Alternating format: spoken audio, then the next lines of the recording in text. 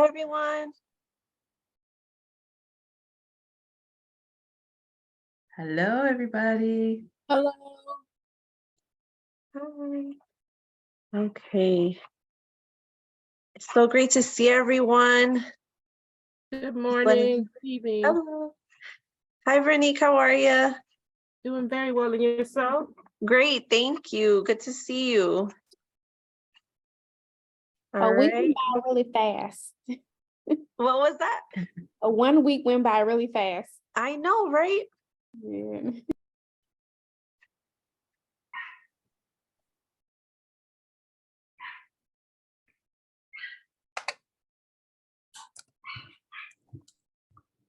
Hello, everyone. Good evening. Hi, Latricia. How are you? Good. How are you? Good. Thank you. I was going to email you like. All right, guys. Thank you all for being here.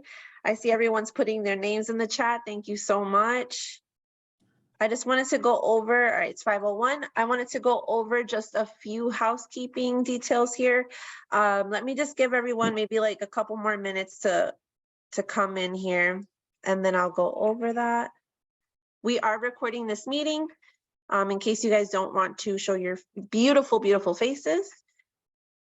Feel free, you can turn off your camera, that's okay. And for those just joining us, please go ahead and put your name in the chat there. You can also put your business name and any social media accounts, wherever you want people to follow you and to engage with you.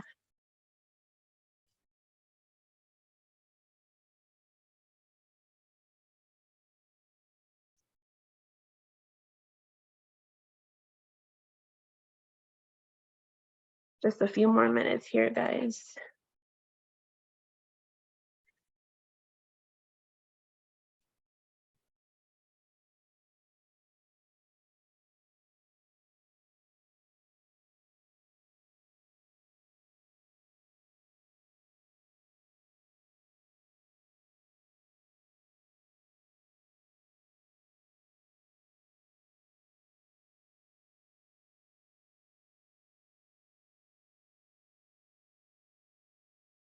And if anyone has joined us and their name still says iPad or iPhone, if you could just take a moment to rename yourself, please. That would be awesome.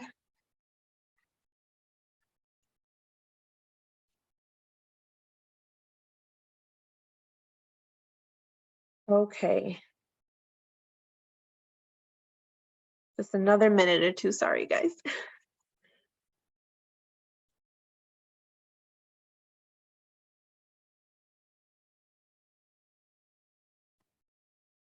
Hello, hello. Hi. Hello, everyone. I hope you are all doing well. Sorry for being late. I know it looks like we still have a few folks still coming into the meeting.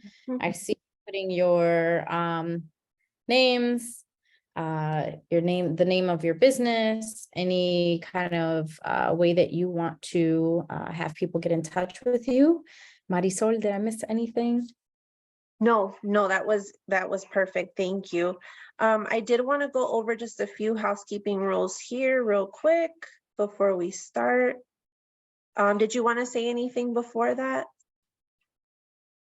Nope. Okay. I think, yep, just the housekeeping rules that you want to go over. But thank you, everyone, for joining us again. We're super excited for session 2. Awesome. All right, guys. So just on the technical side here, I just want to make sure that everyone is aware of the differences between the two calendar invites that we've sent out. It was a little confusing, so I'm sorry about that. So you will see that you have one for every single Tuesday until April 25th. That one goes from 5 to 7:30. So that is this meeting right here. So that will bring you to our Tuesday sessions. Down here in the details, if you don't have Outlook, I know some people do, then this will look completely different to you. However, you will always have access to the details in whatever email system that you use. So in the details, you'll see the meeting as well, the meeting link. You'll also see this She Means Business folder. This is where we'll have all of the documents that we use during our programs, our presentations, and any transcripts. So definitely check that out. It is a Google Drive folder. Then this down here is the She Means Business video. So this is a playlist on YouTube, and you'll be able to access every recording. About 24 to 48 hours, they'll be uploaded and ready for you to view, okay? If you have any questions, obviously you can contact me, but that is it for our Tuesday calendar. Then I'll show you guys our Thursday. So it's titled She Means Business Mentoring with Kimberly Mitchell. So this is the invite where you'll have the direct Zoom link to Kim's open office hours. So, and you'll see that here, all of the dates that those are going to be at. So those are every Thursday from 5:30 to 7:30. Okay. If there's any questions, like I said, let me know. You guys have my email. So without further ado, let me stop sharing here and I will hand it over to our amazing host, Kim. Hello. Hello, business owners. We are ready to get into some target customer talk tonight. So let me get my screen shared so we can get started. Does everybody see the screen? Perfect. Okay. So any questions from last week, just drop those in the chat. You should have received the presentation, the blank early stage business canvas, and the blank early stage business canvas form. And the form is the one that you could write everything out before transferring it to your final canvas. And I also sent out just last night the Find Your Own Why workbook. That workbook is pretty powerful for helping you really dial into your why. Because remember, your why is not limited to the business. Your why is why you do everything. And it goes from the outside into your business. So please, it's not homework, but it's something that you would want to take a look at and really work through, because that really sets the foundation for the culture of your business and why you do what you do. So I see everybody dropping their information in the chat, but as we're going to learn about in tonight's session, think of how much more powerful that would be if you dropped it in this format. My name is blank, owner of blank. We help who with what by how. That is how you get to learn who your customers are, and your customers get to know who you are. So let's get started with that. The business life cycle. I'm going to roll this up. I won't be able to see faces. So if there's a question or a hand up, just let me know. But I want you to really take a look at these 6 steps to launching and exiting a business. The very first step is your business idea. That's where you identify the problem. And by identifying the problem, it can be something as simple as saying, man, why don't they make this? Or, oh, I wish they made ketchup where the lid open like that. That's a problem. And then you say, how do I solve that problem? Can I solve it? Can I solve it? And is this something that I can get other people to buy into? Once you've done that, you go to step 2 to say, who are the people that also have that problem? Who are the people that feel that pain that would then pay me to solve that problem? And how big is that audience? Because if you have an idea that you only know maybe 25 people who would actually pay you to solve that problem, then it's not big enough for a business. And it may be that you need to really work on your research. There may be more than 25 out there. You just have to learn how to reach them. When you get to step 3, now you're talking about branding. That's where you get your logo and what is your personality? Believe it or not, businesses have personalities. We'll talk a little bit more about that towards the end, but really think about what is the personality for your business. How should people expect to interact with you when they do business with you? What does that feel like for them? When you get that branding down, you got the target customer down, you got your problem down, then you launch. Launching involves really getting your people in. Who are the people that are going to work there? Now, most of us had to start our businesses by ourselves. Some of us are still by themselves. But what your org chart, your business model should not be just you doing all the work, as we talked about last week. So in the launch, you're going to want to identify who those people are, what they're going to do when you get to the point where you can hire them. Get your systems in place, because those things are going to be very important, especially at the beginning when you're trying to do everything. You're just not going to be efficient if you don't have systems in place. And really establish that bail team, your banker, your accountant, your insurance person, and your lawyer. Those are people you want to have on the ready. Even if you don't use them right away, know who they are. So when you get to the point where you need them, you can just call them. Next is growth. 5 is where you say, we got it. We're in. We got this thing moving, grooving. Customers are coming in on a regular basis. Money is happening. I can hire a few more people, start filling in those roles that I identified in step 4, and things are going. And that's going to take us to step 6, which is the exit strategy. Every business should have an exit strategy. That just means what happens when you reach the end? And the end doesn't mean the end of you. The end means what happens when I'm ready to not do this anymore? Can I hire someone to come in and be the CEO? And that they then run that business and then they spend that money off to me so that I can live my best life somewhere else? Or can I sell that business to somebody? Is there a bigger business that wants to buy it? Is there another person, like we talked last week? They don't want to start at the ground zero. So they have the funds to say, I'm going to buy it and pick up where you left off and grow it. So those are the 6 steps. And I know there's a whole lot of folks I've talked to that have started with step 4 and now have to go back to steps 1, 2, and 3. And that's okay, because you can still do that. The hard part is trying to forge on to 5 if you haven't done 1, 2, and 3. So we're going to help. Does anybody have questions on that? Because we're going to really start digging into those early steps here. Primarily step 2 tonight. No questions? All right, then we'll move on. This is a quote from Tony Robbins. I don't know how many of you are familiar with Tony Robbins. Huge guy in a whole lot of ways, but this quote really stuck out. He says, if you don't have an exit strategy, you just have a big job, a job with a lot of responsibility and a lot of risk. You call it a business, but without an exit strategy, it's not, because the purpose of a business is to build a system that can make money when you're not there. That's really the crux of where we need to get as business owners.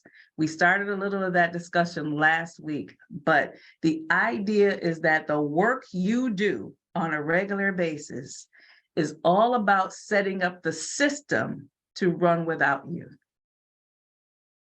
That is that goal. That is moving towards that step 6 exit strategy. And if you're not doing that, then you're just building a job. You're building something where every day you have to figure out how to clock in and make some money for some customer that's paying you for some money, paying you money. You want to get to where your system does the work and you are spending the majority of your time filling that system, which we're going to show you coming up here. So any questions on that? Okay, here's how you start to fill it. Lead generation. I don't know how many of you have heard of lead generation, who are practicing lead generation, but lead generation is where the work starts for your business.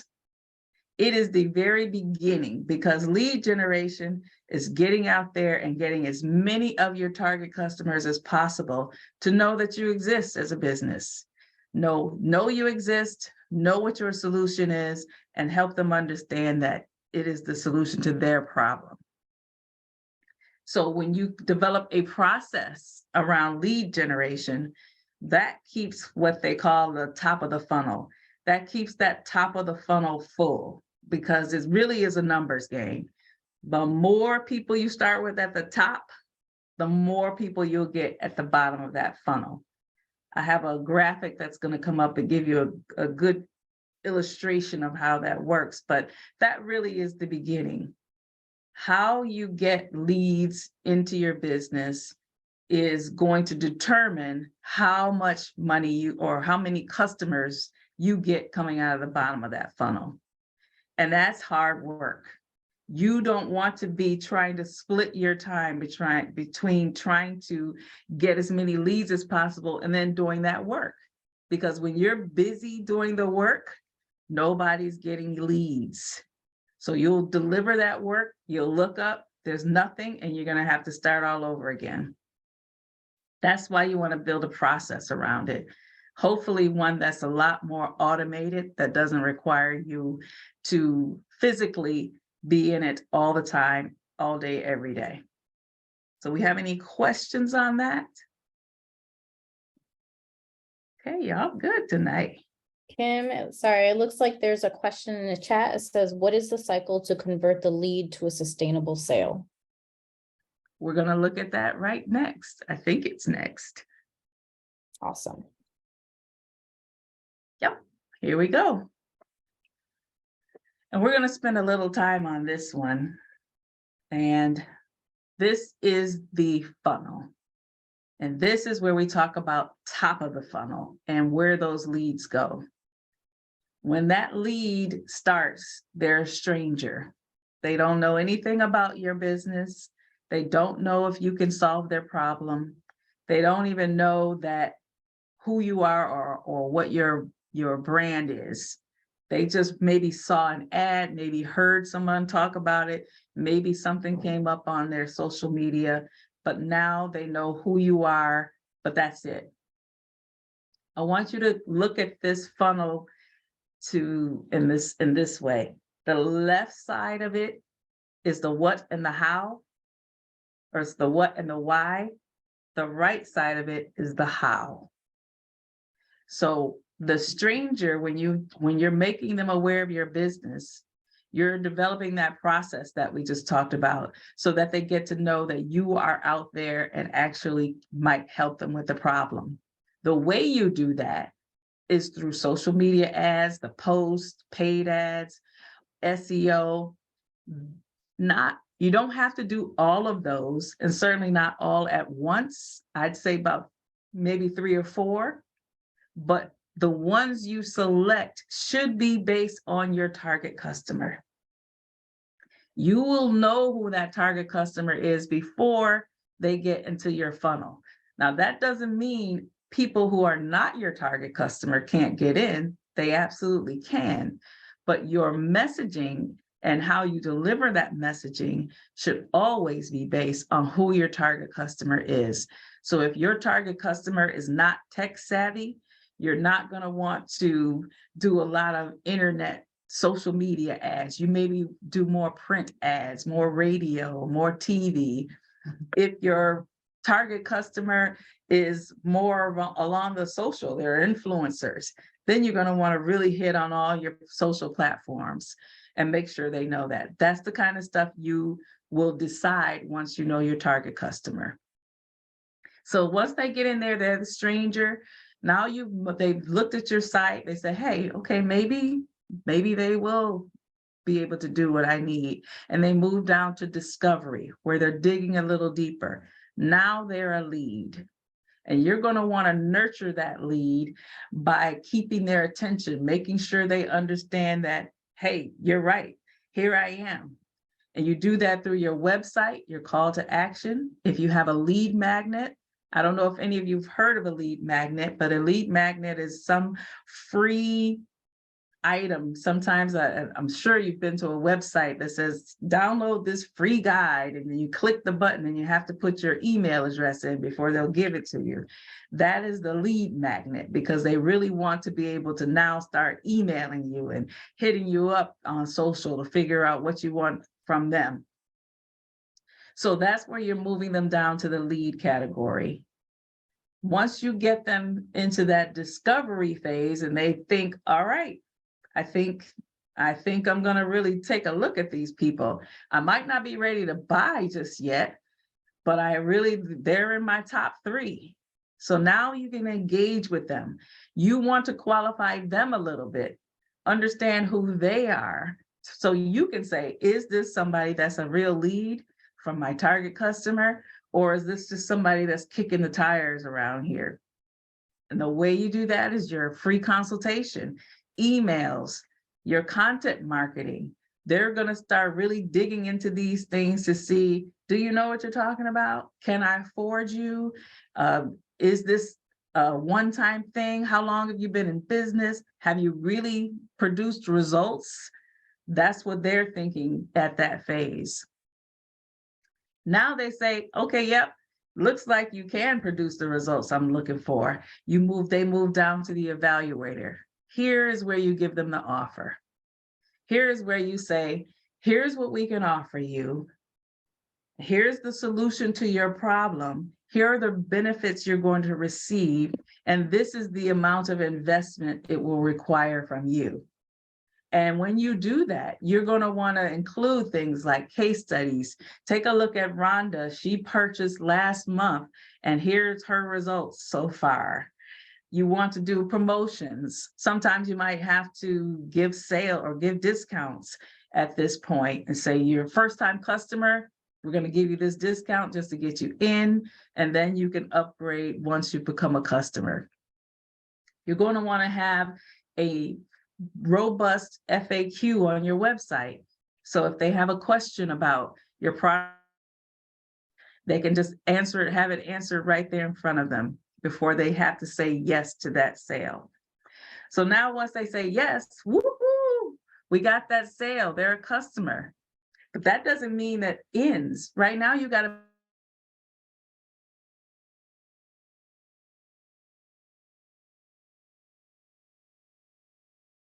way to QR code. It's going to be fast, easy. It's not going to be frustrating as they're trying to give you their money. Make sure they're able to do that. And then last, as a promoter, now that they've gone through all the way to the top to the bottom, they are singing your praises. They're telling everybody they know, if you've got this problem, here's where you got to go. I just went there. It's great. That doesn't mean you take your hand off the wheel. Now you want to find out, follow up with them. How are you doing with it? How do you like the product or service? Have you been able to use it? Have you had any problems with it? Is there a better way? Here's a better way you might be able to use it if you're having any trouble. Some customers have told us they've seen success by using it this way. Really keep that conversation going, because you don't want a one and done, and that also keeps them promoting your product or service. So that's moving that customer all the way from lead generation all the way down to a loyal customer. So I see some chat going on. Is there questions out there? There was one question, may have been 2 actually. 1 second. So Charlene says, what if target client are, example, breast cancer survivors, ideas on targeting? Charlene, did you want to come off mute and ask the question? Maybe I said that wrong. Sorry, I was trying to figure out how to take the mute off. No worries. So No, I think you said it right. And thank you for saying my name right. Not many people say my name the Hispanic way. I usually get Charlene. Thank you. No Um, problem. no, so after last week's session, I noticed that I do too much. I'll just leave it at that. I do too much. Um, recently I realized that I had way too much on my service menu and I was doing way too many services and things that I'm trained in. So I scaled it down. And then I thought it was okay, but then you mentioned something last week about not more like to niche down and not be so much a commodity. You said that Mhm, you remember that conversation? Okay. So absolutely. then that got me to thinking, like to really dive in. And I'm like, I'm still doing, even though I dialed it back a lot, I'm still doing too much and I'm not doing what I'm passionate about. I'm not, I Mhm, don't have it. I, I haven't taken all, the proper training for it. So I need to go back to why I started this path 6 years ago. And I mhm, need to focus on that because that's what I want to do. That's where my heart is. And I was too busy trying to please everybody mhm, and I lost my way. So my passion is in the I started as permanent cosmetics. I ventured off to do other things in the aesthetics field and body contouring, which is what I mostly do now is body contouring. mhm, But being that I'm eventually going to start, I want to start fresh. I want to take I want to take my passion back, right? So, I don't want to do permanent cosmetics because that wasn't what I wanted to do in the beginning, but I needed those fundamentals in order to advance to paramedical cosmetics, which is like mhm, drawing areola on breast cancer survivors, working with um, burn patients to help camouflage their scarring and their scar tissue and stuff like that. So how can I, wow, I just realized I talk a lot. How can No, I target that kind of audience? well, you have to think of their habits. Where are they looking for that? Because when you start a business, you are filling a gap at the marketplace, but that gap is still already filled by something. So either they are getting that service from somewhere else, and you have to now convince them to use you, or they're doing nothing because they don't think it exists, and you have to now bring that attention to them and say, you can solve this problem. So people who have that problem, where might they look or what might they search for in order to solve that problem?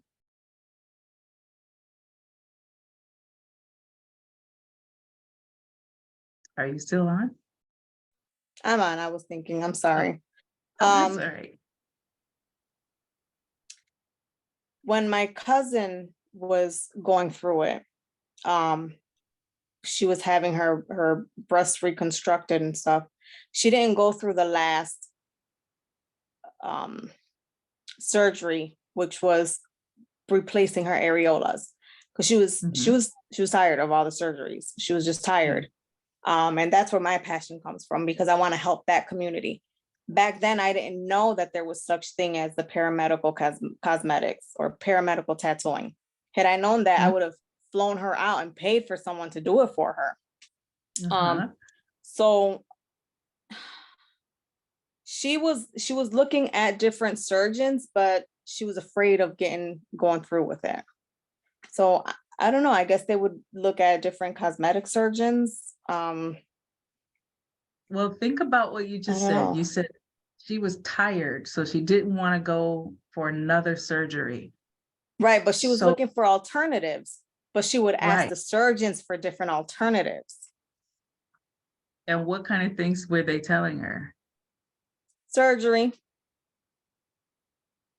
So you would say to yourself, if I was tired and I did not want to have surgery, what would I be doing if I didn't think I could get that fixed without surgery? What else would I do? So those people, I unfortunately, I don't have any knowledge on what that next step is, but they're doing something. And that's what you have to find out. What are they doing? Are they just covering up? Are they looking for something that's temporary? Are they looking for something that is, what I want to say, like applique, I guess is the best way to put it. What is that? So once you know that, Okay. then you can go there, go find that conversation. I would definitely say find some Facebook groups and listen to what they're doing, what they're saying. If you know if there's a product that they're using, you can get through Amazon, go to Amazon. Listen, the reviews on Amazon are gold for market Yeah. research, Okay. because then you get to see them, what they're saying is missing from a product that exists, what they like about it, what they don't like about it, what their frustrations are, and then you can use that to fill that gap.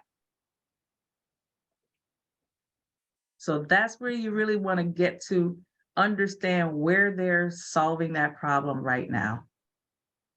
Okay.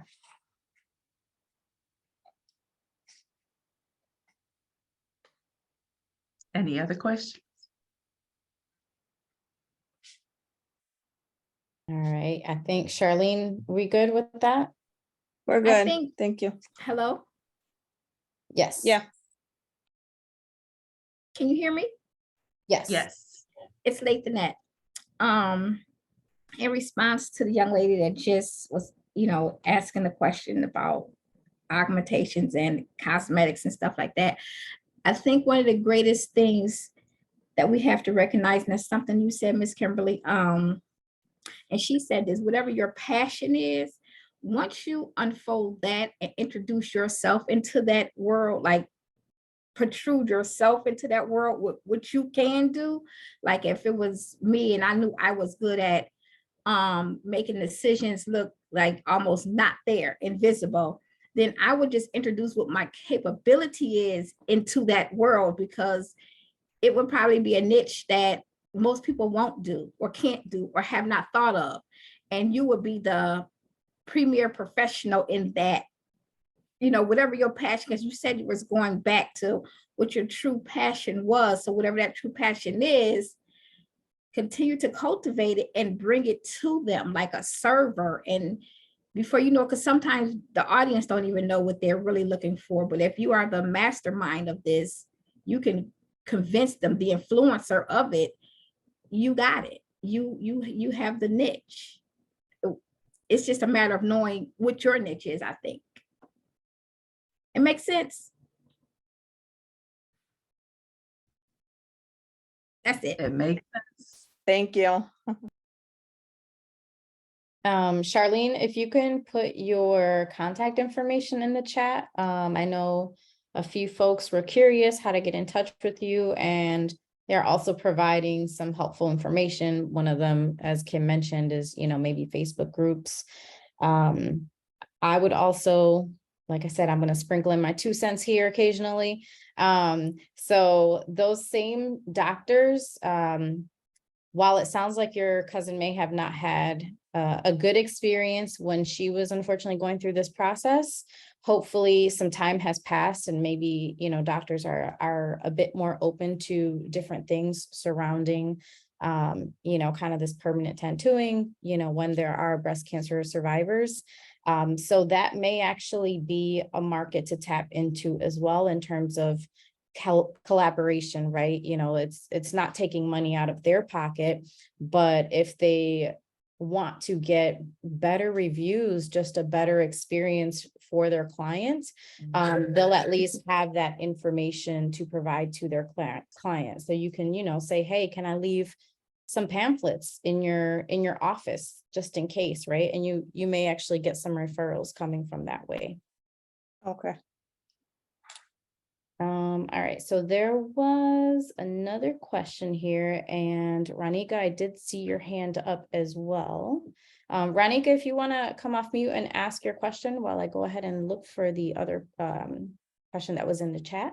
Yep. So hello, everybody. My name is Ranika Burns, founder and CEO of You Are Beautifully Made, LLC.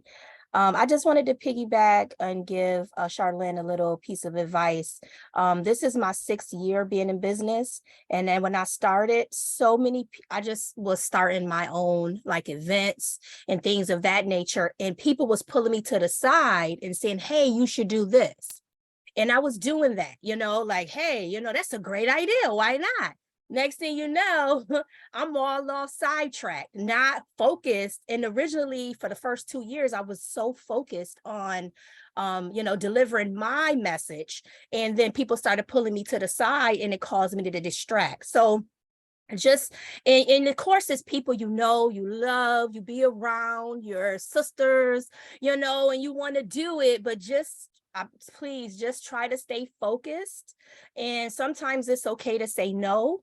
And if you know someone that does it, to refer them, because for a year I was like doing all kind of shenanigans and it had nothing to do with what my main focus was. And it took me a minute to get back. So, just really be mindful of those helpful things. Because I am one of those people, I don't mind helping or, doing something for somebody. So, just wanted to throw that out there, that you're not alone. It happened to me too. Thank you. Thank you so much, Ranika. And then last question, Jacqueline says, what about collaborations with companies that are doing something similar? Where does that fit in and when should we do that? I would say that would happen after launch because you want to get your own brand solid before you start connecting it with another brand. And when you first launch, you're going to be learning things about your business, learning things about yourself, learning things about your customer. So you want to get really good at that and figure out, you might have, just as we've heard from 2 people on the call, you had this idea when you started, and then all of a sudden you're doing a little of this and a little of that and a little of this. So that's going to happen when you launch. You need to make sure you're settled. You know exactly what you're doing. You know what your path is. You know what your brand is. You know who your target customer is. And then you want to collaborate, because it should be something where there's a deficiency on your side, for lack of a better word, that they can fill, and then a deficiency on their side that you can fill. That collaboration needs to be beneficial to both parties, not one where one of you is so far more established than the other, and it's really almost like a subcontractor relationship. You really want to get a partnership. So that's the reason why you want to wait until you've really gotten your feet solid on the ground after launch, really right before that growth stage, that you start looking at collaborations. Awesome. All right, Kim, 2 things. Kiosha, I do see your hand up, so we'll ask you to unmute yourself in just a second. And then in terms of the chart that you have up right now, can you explain the difference between the left side from the right side? Sure. The left side is the what and the why. What you should be doing with that lead and why. The right side is the how. So on the left side, you look at lead, you want to be getting their attention. You want to make sure you're engaging with them. And the way you do that on the right side is with your website, your lead magnet, retargeting. Is everyone familiar with retargeting? That's that process that when you look at some shoes on Zappos, then all of a sudden everywhere you go, you see those shoes or you see an ad. That's retargeting. That's keeping them top of mind so you don't forget them. So that's what this is. Left side, what and why. Right side is how. Thank you. And Mhm. Kiosha, did you want to bring yourself off of mute? I see you have your hand up. Oh, I just wanted to say something to the young lady who was talking about the breast cancer. So my business is in social media management now, but it was. And so a great option for her may be to, I don't know if she saw it in the chat, but to start her own Facebook group where she creates community, because breast cancer survivors, that's a pretty intimate subject. So if she brings in people and creates a community to then be able to offer her service, it would help people to trust her, because that's really what you have to gain online, is that know, like, and trust factor. So that could be a option for her, and using certain keywords would bring her ideal client to her. Perfect. Thank you. Good stuff. All right. I don't see any more hands up and I don't see any more questions. If I missed your question, my apologies. Please put it back in the chat and we will get right back to you. But Kim, you can go ahead. Okay. So this one is really illustrative of what we're just talking about, the numbers game. If you look at this, if this was your business, you have 1,000 people who entered and visited your website. But as they go down through those stages of that funnel, you only get 22 who said, buy now. That means 22 people out of 1,000. You did all of that work to get 1,000 people to come to your website, and only 22 said yes. And that varies by industry, varies by product. You're going to want to do the research to get a good understanding of what that conversion rate is for your business. But that is a typical, and that actually is a pretty good business if 22 out of 1,000 said yes. So that's why you want to have a process. You don't want to be constantly spending your time up here working, trying to get those 1,000 people, because then who's going to service these people through the funnel to get those 22 to buy? And if all of your effort is down here trying to get those 22 to buy, who's refilling this funnel with 1,000 people? That's that owner work that you have to do. That is where you get in and say, all right, I gotta get a process that's gonna get these 1,000 people here. I'll get in here where I need to be because no one else is in the business but me right now, and get them. And then I have a system that's gonna finish it off down here. And then I start the whole thing over again. You determine what that cycle is. Is that a month, 1,000 visitors a month, 1,000 visitors a week? What that number needs to be. You say down here, if it's 1,000 a month, will 22 sales support me and my business? If not, you're going to say maybe it's 5,000 visitors up here on my website or my social media.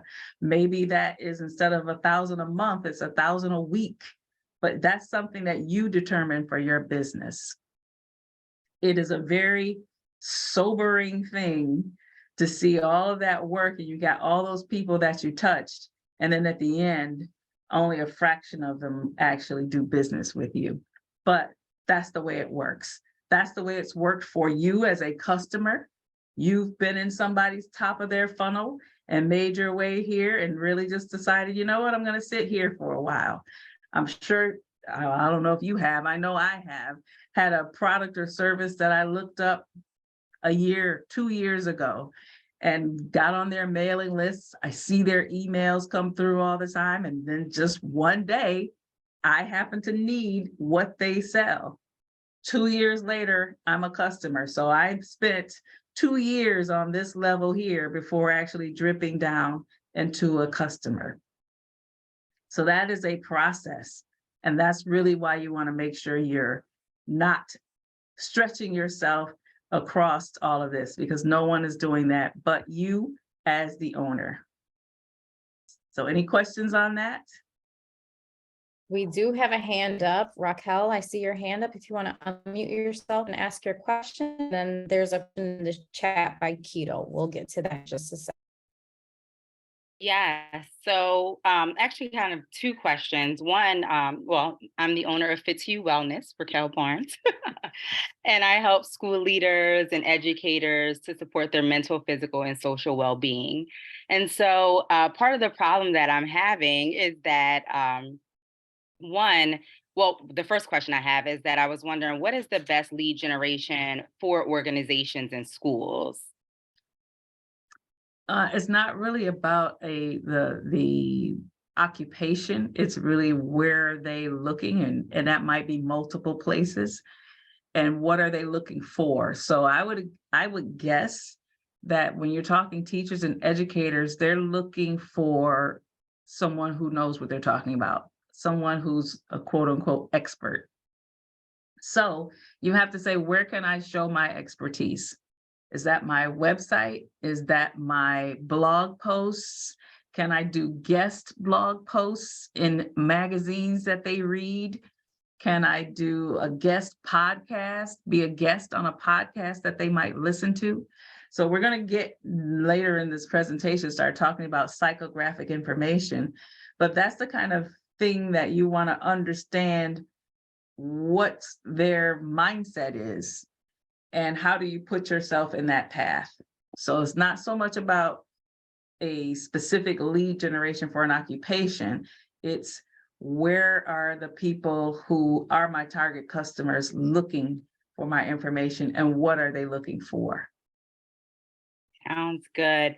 And then the second part of my question, so for the past few years, I've been blessed enough to be working with one particular school system just because they keep bringing me back for more.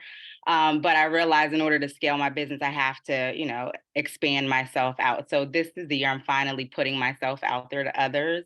But I think part of me has gotten into a place where, I definitely have niched down, but I'm still kind of struggling with whether or not I want to only focus on schools. At one point, I was only going to focus on urban schools, but more recently, I started really considering the fact that my services aren't even just for schools, like the same exact service also would be supportive to corporations and nonprofits. And so I just wanted to kind of get your feedback about that. Like, is niching down the service itself, the fact that I do coaching and workshops, or would you suggest steering away from broadening in terms of the types of businesses, only just because sometimes schools are difficult, to work with because you're dealing with all of the background of board meetings and all of those things. And so the money sometimes can be a little slow. So what is your thought about that, about actually branching out to open up to corporations and other entities? My first question goes back to what is your why? When you look at the document that was sent out about finding your own why, they use Apple as an example. Apple's why is we like to essentially buck the status quo. We like to do things differently. And then they do that through innovative technology. So the technology is just a reflection of that core value. We like to buck the status quo. We like to be different and cutting edge and innovative. So what is your why? When you think of why you do that and you do it through your coaching, that should give you an idea of the real problem that your business and service solves. When you understand So I that think real problem, I'm sorry, go ahead. No, go ahead. I was going to say, when you understand that problem and look at it from a problem standpoint, then you get to say, who has that problem? And who would have that problem that my unique way of solving it would resonate with? And I think that's part of the struggle for me, is that my why still kind of branches out into all of those areas. I think just in general, well, I think my vision and my mission kind of sometimes shift off, which I know you said that's not necessarily the why. So I probably need to sit with that a little bit more. But I think in general, it's always been that I wanted to like create this culture of wellness. And so I guess if I were to look at it like that doesn't necessarily have to be a school. It just so happened that I was working in a school. And so those were the people that I was really wanting to support in the beginning. Correct. And so that's a very broad thing, the whole wellness arena.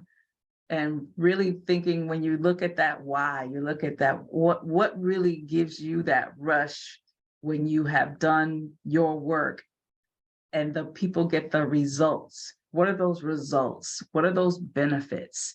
Because even in wellness, you could say, my service gives them, I'm going to make something up, gives them a unique perspective on the meaning of life. So who's really pondering the meaning of life?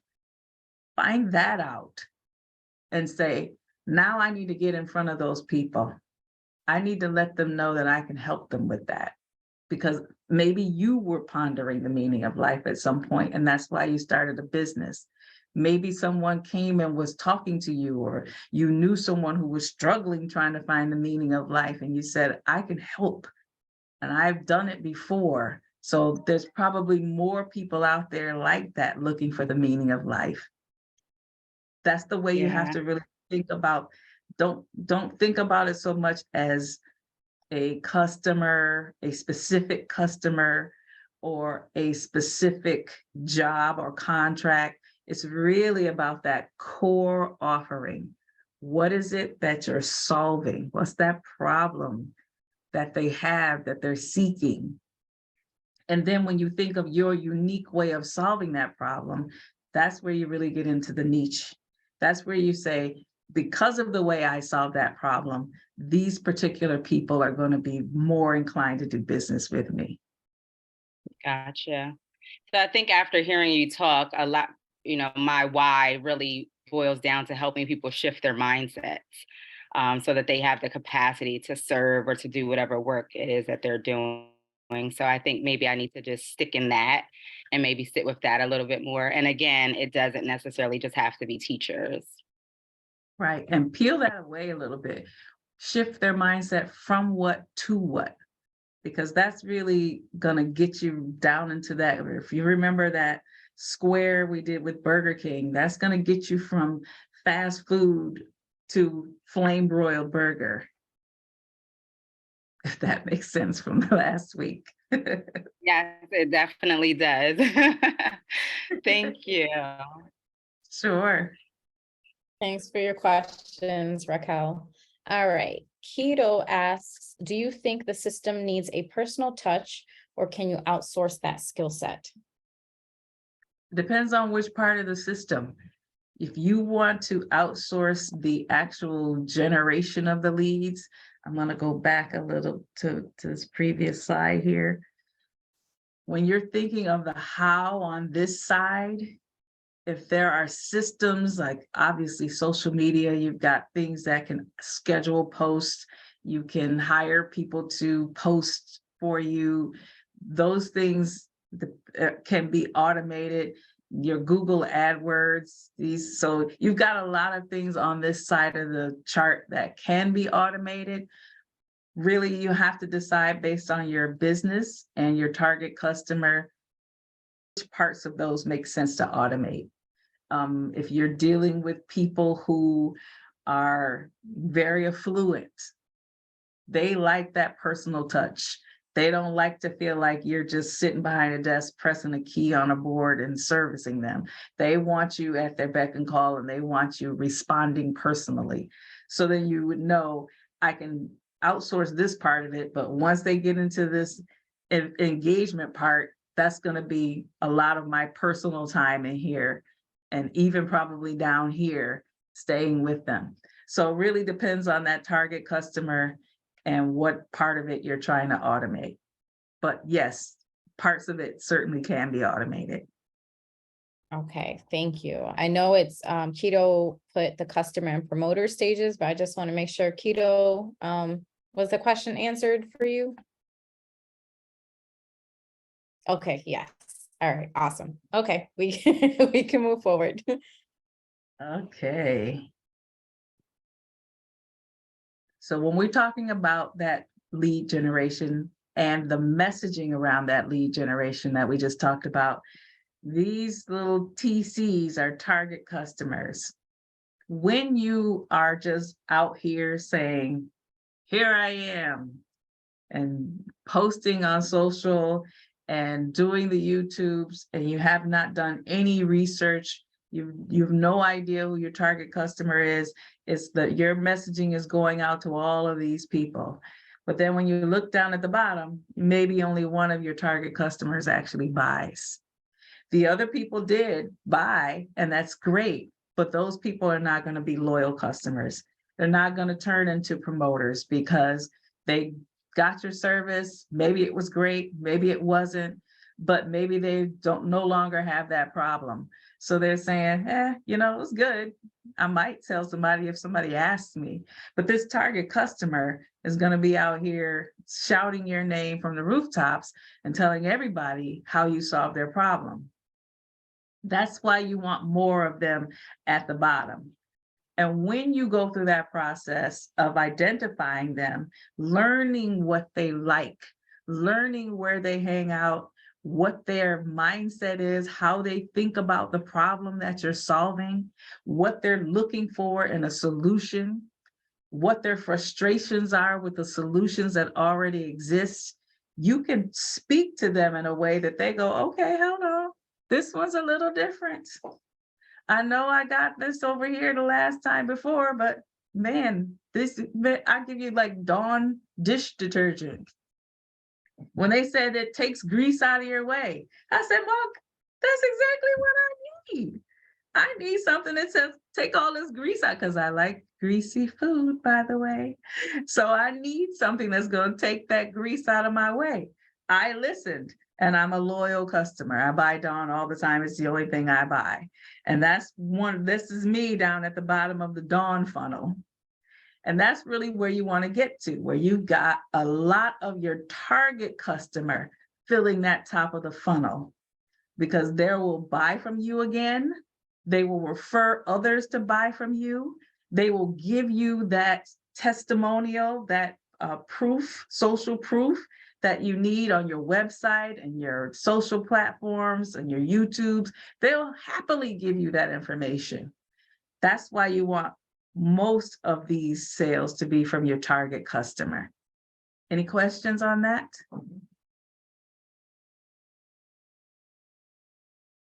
I think Nope. we're good. All right, moving on. How do you get to know this customer? And why? Because you want to be able, like we said last week, speak about your business in terms of benefits. People want results, and they don't really need to get into the technical background of how your solution works and how you came to develop the solution. All of that is great from your About Us on your website. But when you're talking about your product or service, you need to be talking about the benefits. You need to understand who would have that problem, so you know you can spot them in a crowd when they're talking to you at a networking event and they say some key words. Your ears should perk right up and go, this might be my target customer.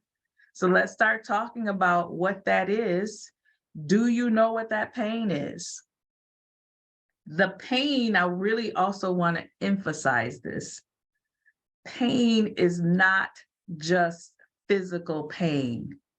Pain can be status. I don't think I have it in this presentation, but Tiffany's sells a tin can. Now it is a stainless steel, or excuse me, sterling silver tin can, but it looks like someone took the label off of a Campbell soup can and drew a thin blue line on it. And it sells for $1,135. The reason I know it sells is because it's been on that site for almost 2 years now. I've used it in a few other presentations, and it was higher than $1,135. Now, if you had to think of a product, you would never think, I'm going to peel the label off a tin can and sell it for $1,000. But Tiffany's knows their customers, target customers' pain. They know they like status, even down to the cup that sits on their desk with pins in it. So that's really where you have to get into the mind of your target customer. What is that pain? What is that thing that they need? And what do you bring? How do you solve that? How do you bring that solution to them? It's more than just your product or service. When you think of the fact that you are a target customer, think of how you go about your buying process. That's the same as your target customer. But you have to be able to speak to them in a way that they understand and move away from just your product or service and into the solution that your product or service provides and the benefits that solution has for your target customer. So anybody have questions on that? Nope. We're good. No questions in the chat. Moving on. So what do you want to know about your target customer? You want to know who they are, where they get that product or service now, what kind of medium they're most likely to see your ads, some common characteristics of that target customer, and why they need your product or service. Because those are the things that are going to really direct where you place your ads, what you say in your ads. This really all comes down to marketing. Marketing is the purpose, is what is the function of lead generation, or I should say lead generation is the result of marketing. Marketing is not the same as sales. Sales happens after they get down to the bottom of that funnel. Marketing is at top of the funnel, and you cannot effectively market if you don't know this information about your target customer. They are everything to you. And I think I mentioned last week, when you look at commercials, those commercials tell you a lot about that product's target customer. And then you want to listen to what they're saying when they talk about plastic container things. You see this lady who looks like a housewife. She looks like she has a family.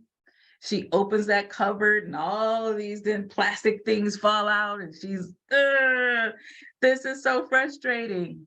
That's a pain. And then they say, look, our service has these lids that just stick right onto the plastic container, and you can stack them and you can clean them in the dishwasher and nothing sticks to it. And she's showing you how all that works. And you're sitting there going, yes, that is exactly what I need. I got a cabinet just like that in my kitchen. That is how they're talking about the pain, the solution, and the benefits. That's how you have to talk about your business so that your customer, your target customer, their ears perk right up and they go, ha, ha, ha, ha. That is what I need. Let me find out more. When you have someone, like say you're on social media, you post something and somebody says, hey, how much is that? I saw this, saw you posted this, how much is it? Don't just give them a price. You have to now take this opportunity to get to know this might be a target customer. Let's talk about it. What problem are you solving? What is it that made you click on my ad? What is it that made you contact me? What is it you need that I can provide? Get that information right then on the spot before you give them a price, an offer. Remember, the offer is really towards the bottom of that funnel. You want to give them information. You want to talk about your social proof, or meaning that you've solved the problem for others. You want to be able to answer questions that they have about your product or service. And that is where you're listening to find out if in fact they are a target customer. Once you've determined this might be a target customer, actually put a real offer together. And the offer is, again, is not just a number. The offer is sort of like repeating the pain, repeating the problem, demonstrating the solution, talking about the benefits, and then giving the price. So that's how you want to handle these reach outs, because that's going to give you a way to really get into your target customers' heads. And you want to be able to find a way to stay in touch with them. It's not just a one and done. Get them to get to your website, sign up for the newsletter, sign up for more information, whatever your process is, keep that conversation going with them, but make it a conversation and not just, bam, here's my price, take it or leave it. Does anybody have questions on that?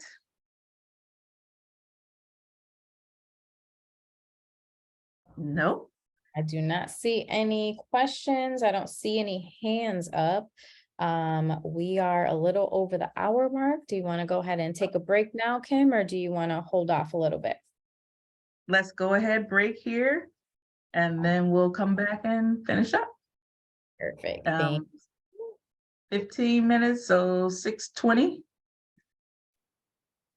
Perfect. All right, see you after break.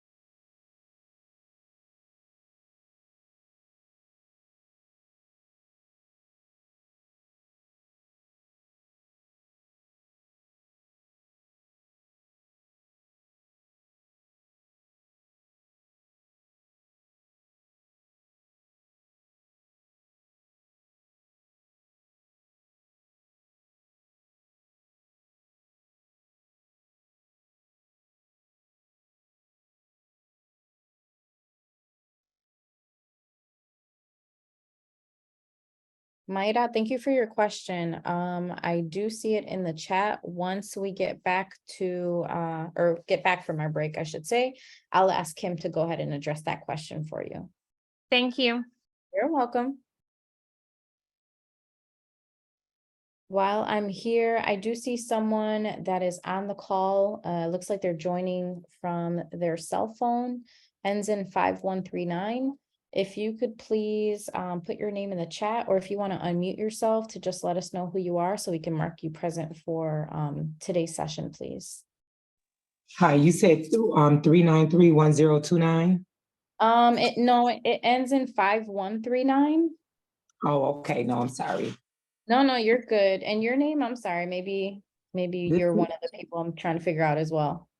Okay, this is Maria Dockery. I was actually on my computer but the cable guy is here doing work on our cable, so I Gotcha. transferred to my phone. Okay, no, you're good, Maria. I see your name in the Okay, chat. Thank you so much, though. Thank you. There is someone else on here. Phone number ends in 5139. It's a Buffalo number.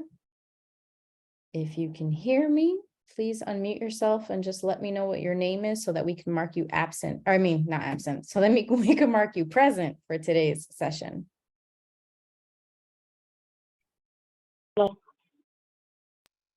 Hello? Yes, hi. Yes, I'm the Buffalo area.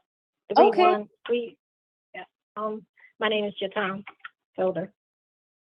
Felder is the last name you said? Yes. Mm-hmm. Okay, and you're the one that ends in 5139? Yes. Okay, thank you so much. Mm-hmm.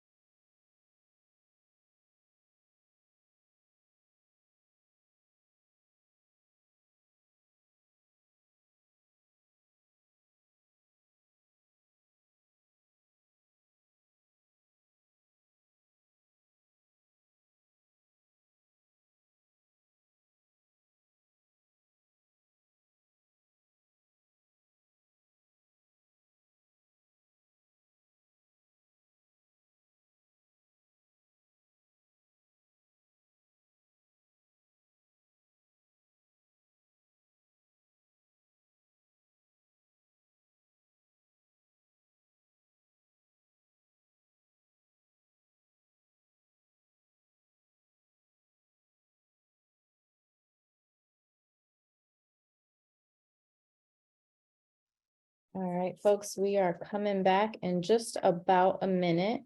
I do see one more person on the participant list. It just says K, the letter K. If you could maybe come off mute and let us know what your name is, please, so that we can make sure to mark you present for today's session.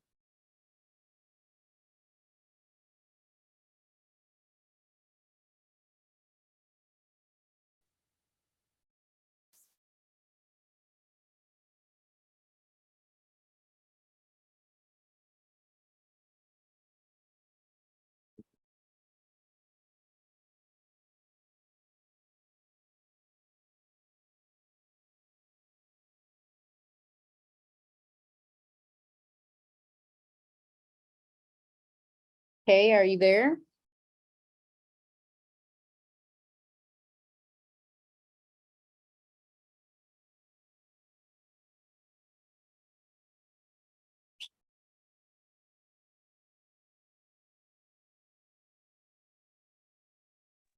Hello?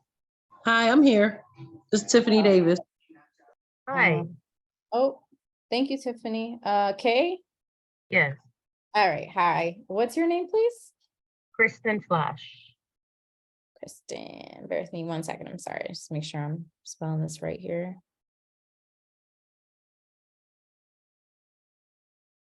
Awesome. Got you. All right. Thank you so much. Yep, thanks.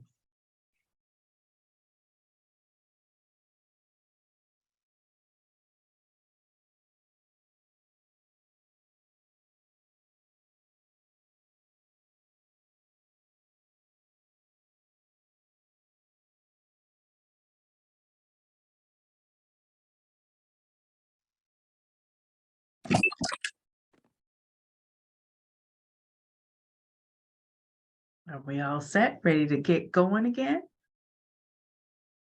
Yes, we are. Kim, there was a question over the break, and I do see a thumbs up. Where'd it go? All right, I know it was Mayra that asked the question. Bear with me 1 second. Let me just scroll back through here. There it is. It says, does the buyer persona address the target customer, or do we need to do an additional research to be more specific? Your buyer persona is the complete profile of your target customer. It's the best way to put it. You will put a face to it, and we're going to see a little of that at the end. You're going to put a face to it, really make that target customer a real person in the mind of your business. I don't know if you're familiar with, I think it's Liz Claiborne, who has the Liz Lady. And that's her name, the Liz Lady. And they have a whole profile of who that Liz Lady is.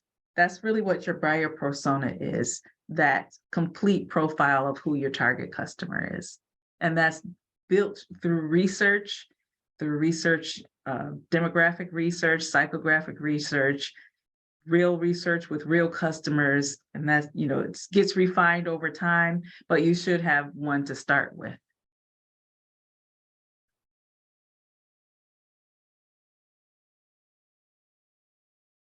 Does that answer the question? Yes. Just Wonderful. another. So when I start promoting the product or service, probably the profile could change, or probably I'm going to find out which one of the profiles are going to be better. Am I right? That's correct. Yeah. Yes. Okay. As Thank you you. get more customers and more touch points, you're going to learn more about them as they learn about you, and you're going to refine that customer, that buyer persona. Thank you. Sure. Thanks, Kim. It looks like we have another question in the chat. Team Vera says, can you repeat the types of research, demographics, etc.? Your demographics research, psychographic research, that personal touch, meaning these are customers that you're touching through the sales or through focus groups or through surveys, customer surveys. So you're collecting that information about who they are, what motivated them to buy from you, what their habits are in that real time. And building, that's what you're using to build that buyer persona.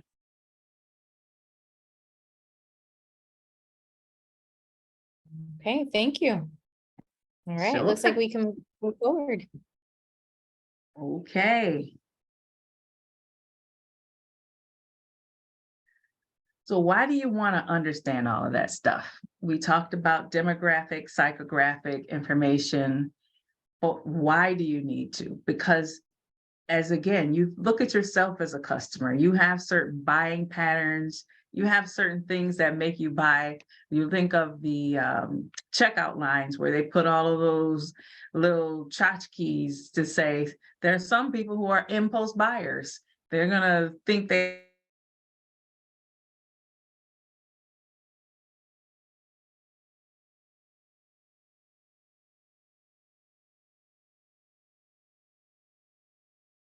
that these are the types of things that people will buy on impulse. You need to know the same thing about your business. What is it that motivates my customers to buy from me? Why do my customers have this as a pain? Is there something that I can offer with my service that kind of catches that beginning part of the pain, walks them through that pain, and then delivers the solution? That's why you really want to dig into the mindset of the customer as well as the demographic information. Your demographic information are things like your age, your marital status, the things that you can easily find in a survey or on Census Bureau's website. But that psychographic information is going to be a little more difficult to get, but is equally important. And that's why you want to use things like your focus groups. I don't know if any of you have held a focus group before, but they can be very informative if you take the time to really cultivate the right people to sit down and give you honest opinions. In my opinion, it's best to do focus groups with people who don't know you because they're much more willing to be honest with you.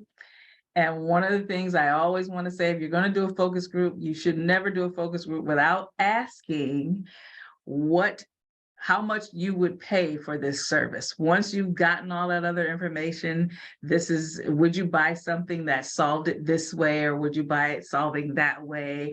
And all those little details about your product or service, you absolutely want to ask them, how much would you pay for something like that?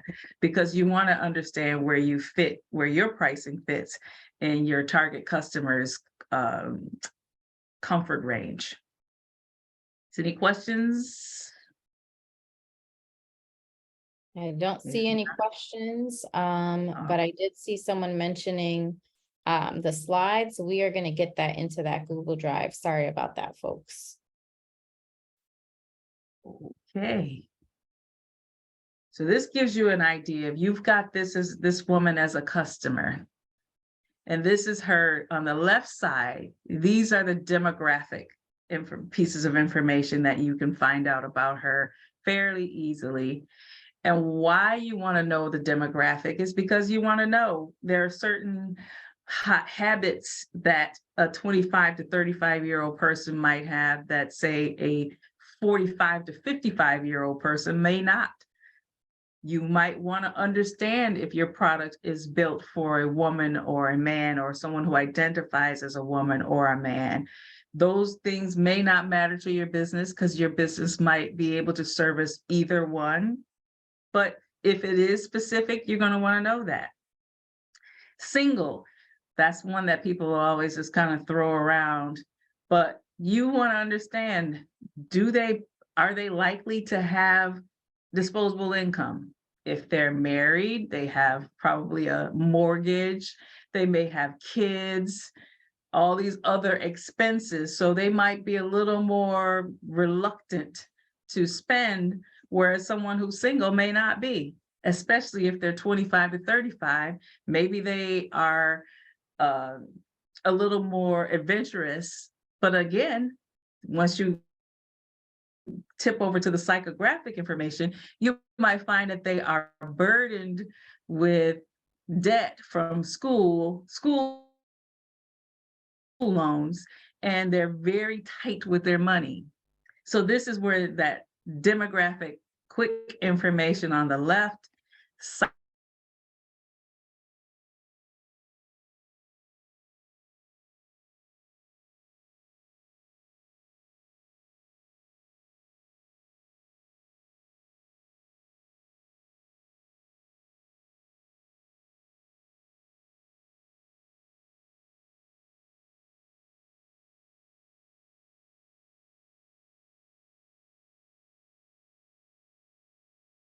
about your product or service might you tailor your message about to appeal to that aspect of her personality.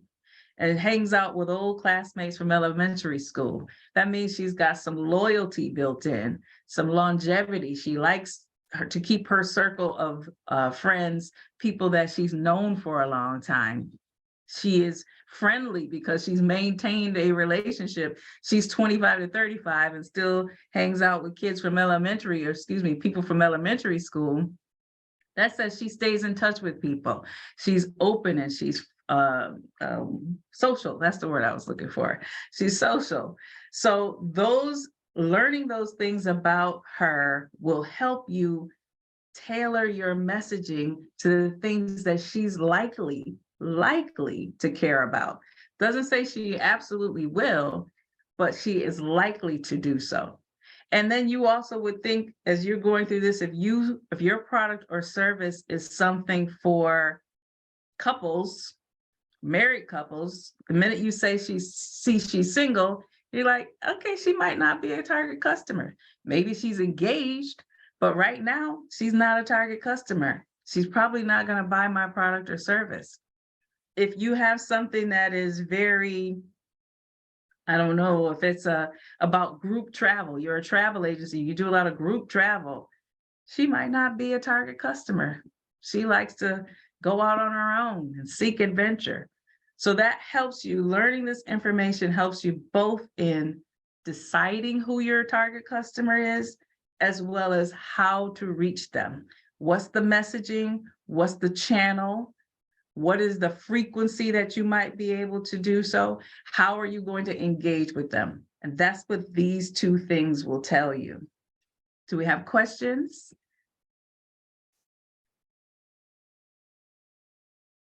No? I don't see Okay. any questions at the moment. Oh, wait, I lied. I'm sorry. Maria did, she did have a question.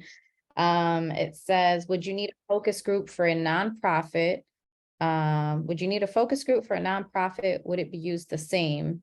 Instead of how much will you pay, would you ask what is the need? Maria, you want to maybe come off of mute and ask your question? Yes, my question is, I have a couple businesses, but one of them is a non-for-profit. So looking at what the need is and making sure that we meet the need instead of asking would they pay for the services, but to find out what is the need versus what we think the need is. What's your nonprofit? Is DDT Mercy Foundation. And it does what? We help people that are in between blessings. Like for instance, during the storm that we had, we collaborated with a couple of other businesses and we fed over 7,000 families during a winter storm that we just had in December. And then we also provided formula, Pampers, and things like that. That was a necessity that was needed that people could not get because of the looting and other things that took place. And how does the nonprofit generate revenue? Well, as of right now, it's basically we pour into it ourselves, but I have a business that is now doing like sponsorships of the non-for-profit. And we have our 501c3 and everything. I just have not launched, taken in a lot of donations at this time until we completely get it all organized. Okay, as a nonprofit, the only difference between a nonprofit and a for-profit business is what happens with the profit. but they both need to generate some sort of revenue to be sustainable. Typically, you'll have some nonprofits that survive off grant funding.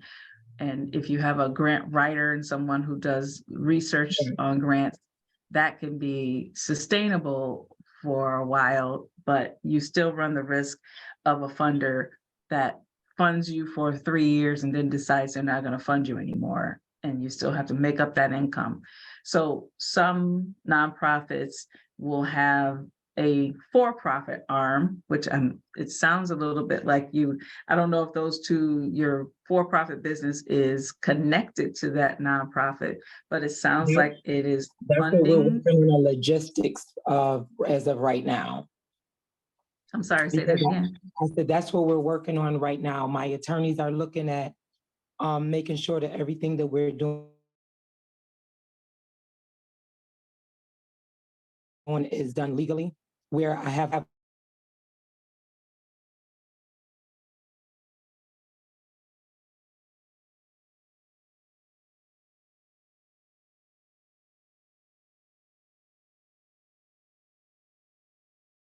business that is for profit.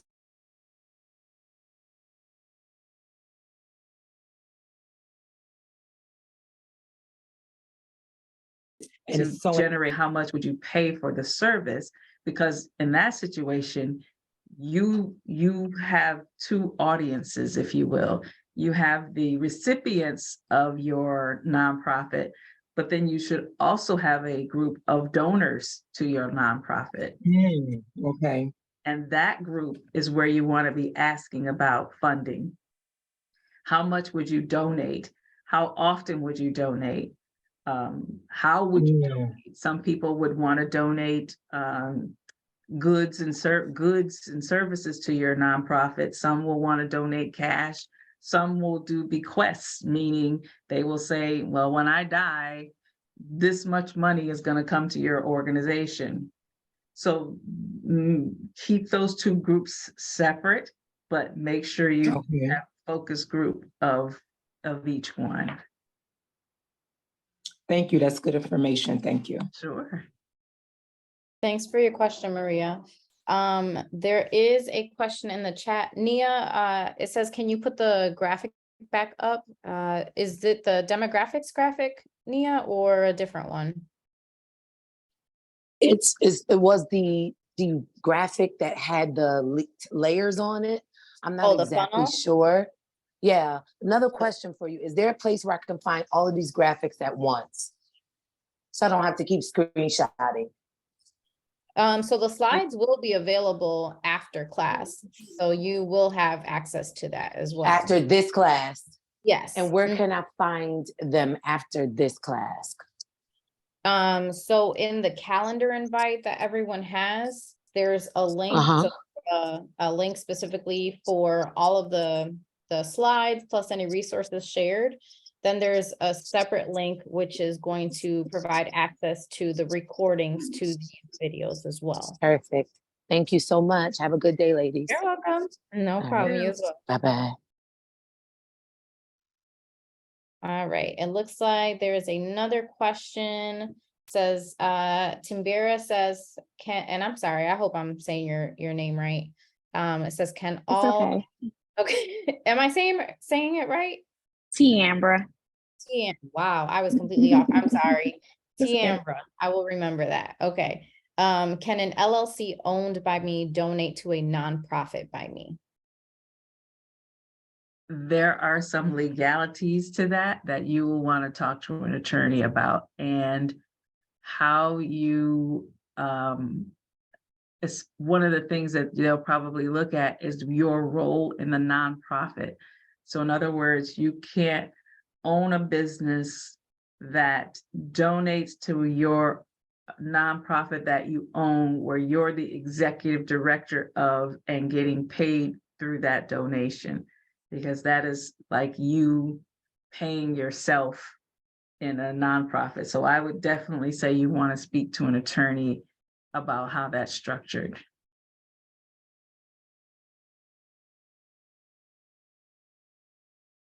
Does that answer your question?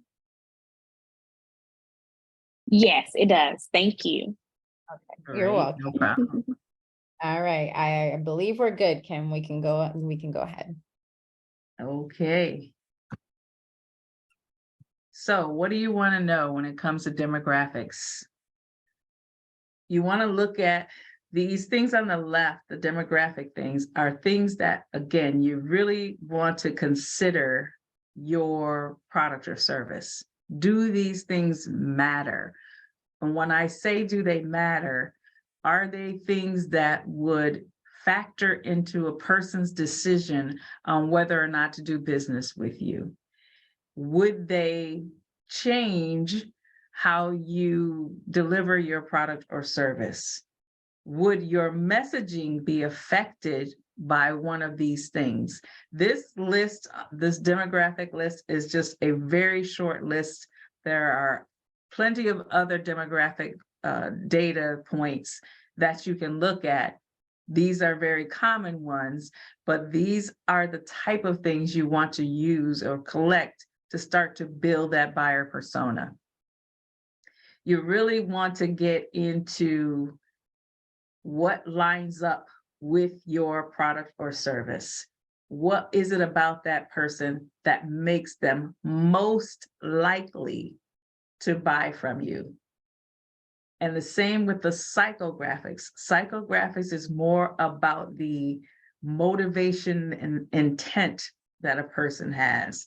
What is it that makes them feel like they are more suited? And if you think about the Bombas, I think it's called, where it's a sock company, for every pair of socks you buy, they donate to a homeless shelter, a pair of socks. That's not going to resonate with everybody. There are plenty of people who are just like, I just want socks. I really don't care. Those people might still buy from Bombas. But then there are some people who will say, I'm going to pass every other sock company on the planet and buy my socks from Bombas because they donate socks to homeless people. Everyone I buy, they're going to donate it, and I feel good about that. That's where you get into the psychographic information. That's where you start to say, what kind of person is that going to be important to? So if you have a product or service that is philanthropic and that is involved in the environment or supporting homeless or any type of cause, what are the kind of people or who are the kind of people that those things would matter to? That's getting into the psychographics of your target customer. And you'll need to know both, like we just talked about on the previous slide. You really want to overlay both sets of data on top of each other to build that complete profile of that target customer, because that's really going to give you the maximum exposure and the maximum information about how to market your product or service, where to market your product or service, what keywords to use on your website and in your ads that's going to end up in front of them so they'll be able to see it and take action. What kind of call to action do I want on there? Do I want learn more? Do I want buy now? Do I want chat with us? It can be anything. You want to decide what that is based on who that target customer is. What is that profile? What will they respond to more than other things? Does anybody have questions on this one? So far, so good. All right, we might actually finish a little I have a early. question. Jacqueline, go ahead. On the psychographics, what do you mean by reasonableness and what do you mean by limiting beliefs? Like those two, like if you could touch a little bit on those two. Sure. If you have someone, so I'll give you a perfect example from myself. I have limiting beliefs around social media, meaning I feel like it is for younger people. It is something that does not provide a lot of value to me, doesn't interest me. It doesn't hold my interest. Those are limiting beliefs because I can literally think of like 10 things that I would not know about if it weren't for social media. but that limiting belief keeps me off of social media. So if you were if you had a product or service that fits my profile, or that I have a problem, or excuse me, that is the solution to my problem, I wouldn't find it on Facebook because I'm not on that. That's a limit. I have that limiting belief. So knowing that, you might say, well, I'm going to put my ad on television because she likes to watch television. Instead of watching, or instead of being on social media, she's watching television. So I'm going to make sure I have an ad on there for her. And reasonableness is pretty much the same thing.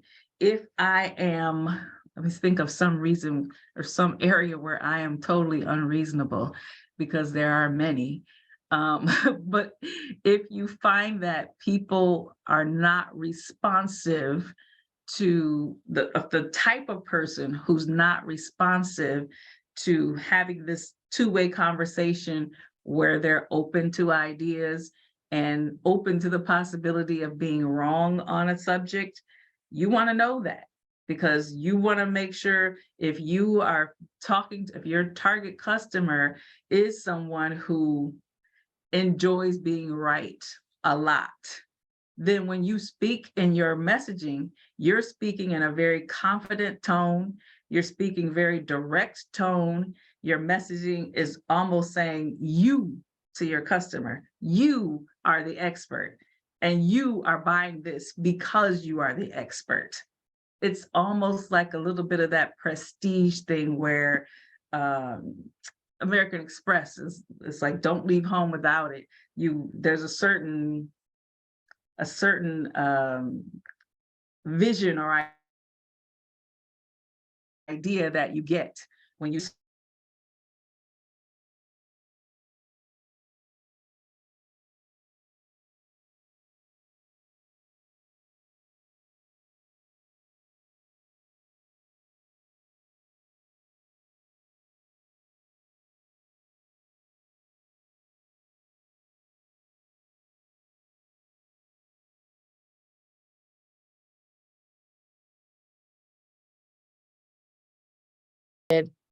but use that as a tool to get them to, but basically believe that is the idea, the expert. So that's all of that psychographic information really about positioning.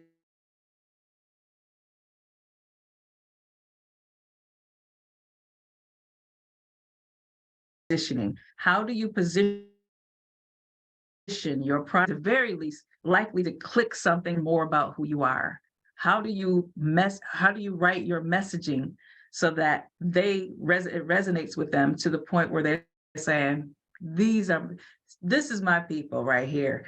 I'm going to go do business with them. They think the same way I do. They feel the same way I do. almost like your tribe. Basically, they would find their quote unquote tribe. Absolutely.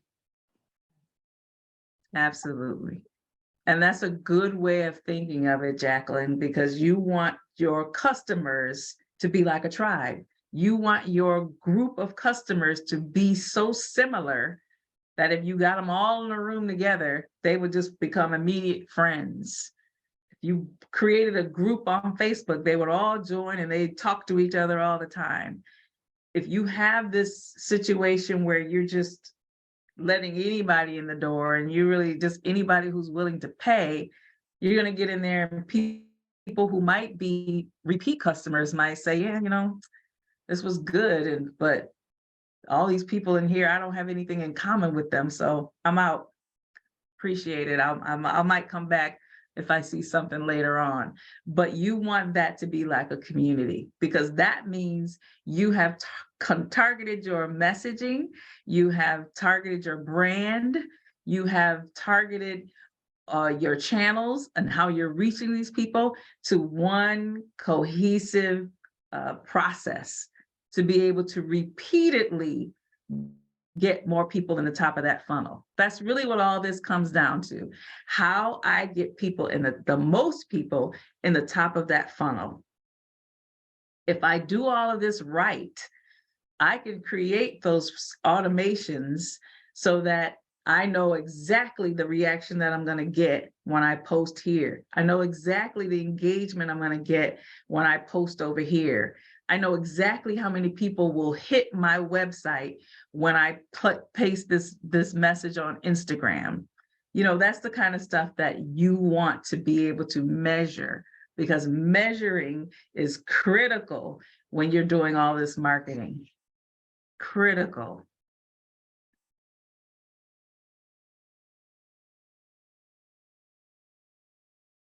That answer your question? Yes, it answers it. And when you're talking about automations, you're talking about things like boosting your posts and stuff like that. If we're doing social media, you're talking about the post boost, the ad and stuff like that, correct? I'm talking about the measurements behind that. So when you boost it, how many people saw it? How many people clicked on it? And, you know, I've not spent I just told you about my limiting beliefs about social media. So I haven't spent a lot of time in the Business Manager, but I know for a fact that in that Business Manager on Facebook, you're able to collect that data as people engage with your posts. So you want to be able to measure what is the reaction when you do these things? You're spending the money on the ad, you're spending the money on the boost. What are you getting back? How many people are you getting in the top of that funnel based on that action? And it's no different with TV, radio, all of that. You want to measure that. So if you run an ad in the paper for your product or service, you want to put some sort of code on the bottom of that coupon. So when people call, they have to give that code, so you will know how many people came into the store or contacted you specifically based on that ad.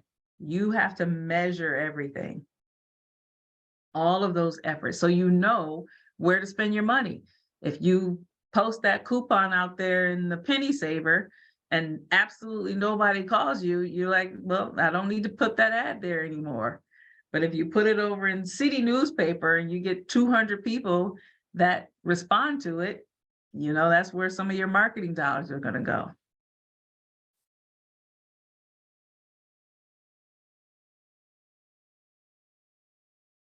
Is that good?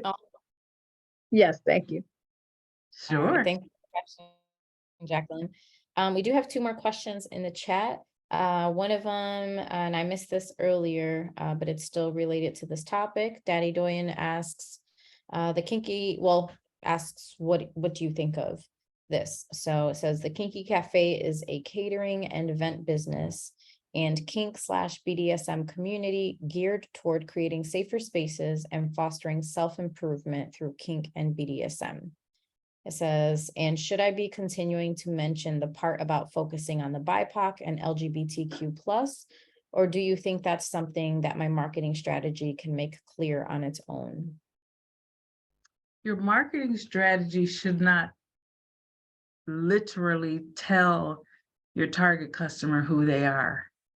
You want to tell your target customer what you do and the problem you solve and how you are unique in solving that problem.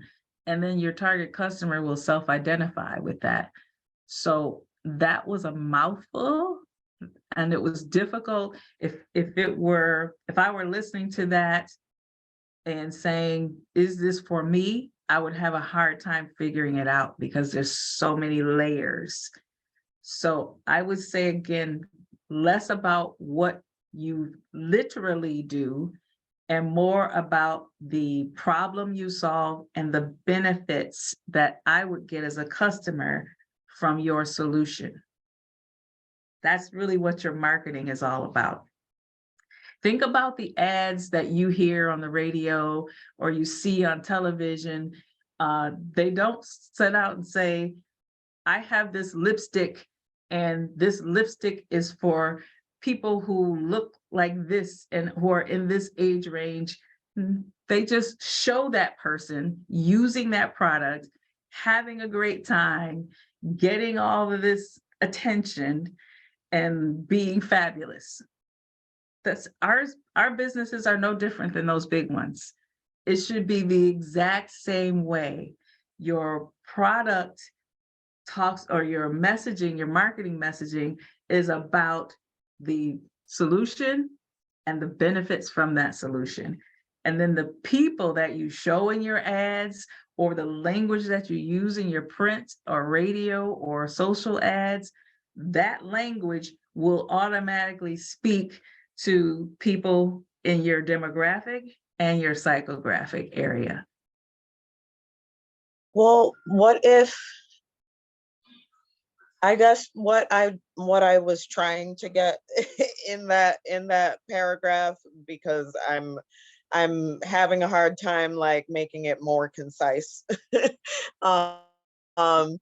that I'm thinking, like, when I say community, I'm thinking that the Kinky Cafe needs to be more of a club, like Rochester Kink Society or the Aphrodite Group, or one of these BDSM kink clubs around here, because that does, you know, embrace everything that I'm trying to bring together, but there's also a catering and event business in there, you know? Why? And then, and I know that the, especially in the kink and BDSM community and lifestyle, Black people, Black and brown people, and the LGBTQ have a lot of problems. That is the pain. They have a lot of problems finding safe spaces within the kink and BDSM community because of the way that they are fetishized. So I figure, you know, I am creating safer spaces, but like, how do I say that without saying it? You know? So, but excuse me, why did you select the event and catering as a way to solve the pain of not being able to find a safe space? Because that is what I'm passionate about. I brought all my passions, my greatest passions together. And I believe in bringing the tribe together over food. And that's the way that's the way my whole life has always gone, how I share my love with the people. And it's usually how I get people connected. And at my events, I serve my food and they like go wild about it. And it happens to bring together like the entire package. And that's what I'm trying to build, rather than presenting something as like this, like, let's just only talk about BDSM. We're just sexy and like, this is a dungeon and da da da da da, you know, whips and chains. Like, I'm trying to be like, this is your safe space. This is your family if you don't have one. If you are trying to find your tribe, here it is. And I'm father. That's like, you know, like, okay. So I'm going to bring together I'm going to bring together 2 points, because when we talked last Thursday, you mentioned a movement to bring in people who are not part of the BDSM lifestyle, to show them that it's not the whips, chains, leather environment that you were talking about before. But when I listen to you, one thing that has been consistent is the safe spaces. Mm-hmm. And you have identified, from what you just told me, that that's a gap in the marketplace. Safe spaces. So I would focus more on safe spaces than the event catering piece. You provide safe spaces through the events and the catering, but the focus, if I'm hearing you right, is the safe space. And right. That's where when you lead with event and catering, that immediately puts me into a different mindset. Right. And that's the problem I've been having. Like, that's the problem I've been having. I'm like, I don't know how to like get people away from the like, Well, you because stop then saying it. they're just like, caterer. And I'm like, Well, no, like it's so much more, So so just why stop do saying you why lead with that? If you don't want your customers to latch onto it, why lead with that? you're right. And there's no like it's not bad to take a turn like in the middle, like because the Kinky Cafe is already out there, you know what I mean? But like um I've been healing from a knee injury, and I already alerted everyone that like I was going to slow down because I can't really work right now. And I mentioned that there were going to be some changes and like a couple tweaks and whatnot. How would I go about like, do you think that it would be too much of a change to like about face and be like, hey, we're like, this is what I'm leading with now? But you wouldn't have to. If you are providing the safe space through the Kinky Cafe, I mean, just because you call it a cafe doesn't mean you have to detail that it does events and catering. Just have an event, cater it, and call it a safe space, because it sounds like that's what your customers are looking for. Your target customers would be looking for is the safe space. Right. You are trying to lay everything you do out on the table and wrap it all into this big thing so that people can literally hear what you do. But again, that happens through messaging. It happens through your marketing. It happens through the way you put the events on. The customer will decide if that's a safe space for them. The customer will decide if that group dynamic works for them. But your business, it sounds to me like it is creating the safe space that includes the food. Right. That could be your differentiator from the other clubs that just kind of get together and talk and have fun. Yours is and they have potlucks with unseasoned food, and I hate it. There you go. No, but you did really- not. No, you did not go there. I did, because it's really true, and it's really terrible. You have to, listen to what your customers, and you sound like you know what they need. You just have to let go of the way you want to describe it, and just say it for what it is. It's a safe space where you can come and enjoy good, hearty food and commune with other like-minded people. No need to make it more difficult than it is. Thank you. I love this. Okay, thank you. You're welcome. I see the sparkle in your eye, the aha moment has just happened. I will, so there's another question in the chat, but I will also add in, we did a sales coaching event a few months back. I think it was maybe in the summertime. And it was roughly an hour and a half, 2 hours long. But one of the things the facilitator kind of started off with was an exercise, and it was basically describe your business in, I believe it was 10 words or less.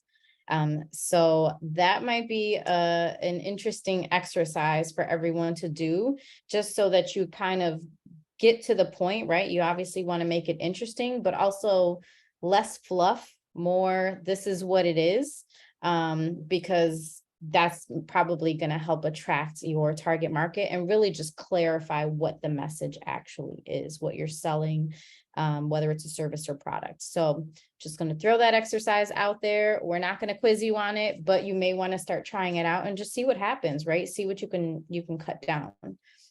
All right. Yeah. I do see 2 people with their hands up. So we have Danielle and Sheena, but before we get to you, Beth had a question. It says, I am a startup company and have not opened yet. When identifying the pain, should more than one be identified? The primary pain I have identified is because of a personal frustration that as a patron, and I can't see part of it. It says, I think it's in a bar or restaurant. My frustration is having to wait for service from initial contact to get service, then the wait to reorder, and then wait to check out. That is one of the whys for my business. I will first say that, remind you, everybody, that the why is your core value. So it is across everything that you do, your friends, your family, your relationships, your marriage. So that why is really central to all of that. So if I hear your why is that you don't like to wait. But you also got to think bigger than that, because if you think about it like this, someone would have to do business with you in order to reap the benefit. So, or even be aware, I should say, of that why. You want to be able to identify a pain that's going to bring them in, and then they get to experience that. When you say their pain is they don't like to wait, is that just in bars and restaurants they don't like to wait? Is that in any scenario they don't like to wait? So that's a different type of person that is, I don't like to wait anywhere. If I have to wait, I'm out. Or, if I'll wait in line at the store, I'll wait in line to get my groceries, but I don't want to wait for a waitress to come to my table. That's who is it that you're really dealing with here? And getting to the real pain. Why don't they like to wait? What is the problem that they get when they have to wait? And solve that. Because it's more than just, I don't like to wait. Does that help? Beth, feel free to unmute yourself and just let us know if that question was Yes, answered. that was a great explanation and definite clarity of that whole process. So thank you. Sure. Awesome. Thanks for the question, Beth. All right, Danielle, I believe you had your hand up first. Would you like to come off mute and ask your question? Yes, can you hear me? Yes. Yes. Okay, I just wanted to piggyback off of helping with the Kinky Cafe. I just took a look at your profile in regards to your business the other week. And my question is, when you mean safe spaces, are you catering to people for private events, intimate settings, and catering to a specific group? That's what I wanted to know. Mostly, yeah. Because it really depends. A lot of my customers are Black or LGBTQ. Like that's the combination right there. And I've done private like dinners for couples in their home. I've done BDSM clubs ask me to cater their events, their private events, private parties, swingers parties, things like that. Yeah, like I'm available for all of that. I also do bachelor and bachelorette parties. I also do anniversary dinners, things like that. I'm a personal chef as well. And I have other chefs in my employ for events. So really, So how do you define your safe spaces? Like what are you trying to convey or try to get the audience to understand what you consider a safe space, so that way they're drawn into that? I think that right now, being who I am authentically is doing most of the work for me, because I am a professional dominatrix, and I market myself as a non-binary, what we call a femme daddy. Um, and my persona in general, combined with my real life personality, is very nurturing, and I refer to my audience as the babies, you know, like good morning babies, good evening babies, da da da da da. And I just kind of, I cultivate that environment of safety, that I'm here to nurture you. I'm here to, you know, all of my advertisement is kind of geared toward that. And I make it very obvious that, you know, I'm here for the queers, I'm here for the ladies, I'm here for the, you know, I'm here for the Black people, I'm here for the brown people, I'm here, you know, and I think just putting that out there in my marketing strategy is what gets the message across. Yeah. Okay, when I looked at your profile, I was interested because I also have a similar business in mind too. And I like to work with people that are like-minded. And I actually are in the process of looking for a cook. So when you're saying that yeah. So when you're saying that you cook, I was just like, okay, we're gonna have to link up. So that was Yeah. what drawed me, but the fact that you offer for the LGBT, I'm also a part of that community. Hey. And I'm interested. But the thing about it is I just wasn't really clear about what you were meaning when you said safe spaces. That was the Yeah. only thing I just didn't. I mean, I know what it means, but I didn't know what it meant to you. Like you would have to just basically just keep talking about it and describing it, so that way that people that that you're using specific descriptive words, so that when they hear those descriptive words, they're already like raising their hand, like you're talking about me. So, that's what I just wanted to know. Thank you. I was actually thinking about a new strategy the other day, hopping on my TikTok and doing a couple like interviews with myself, so that I'm like in that interview with myself, I make little reels where I'm like talking about what the safe space means to me.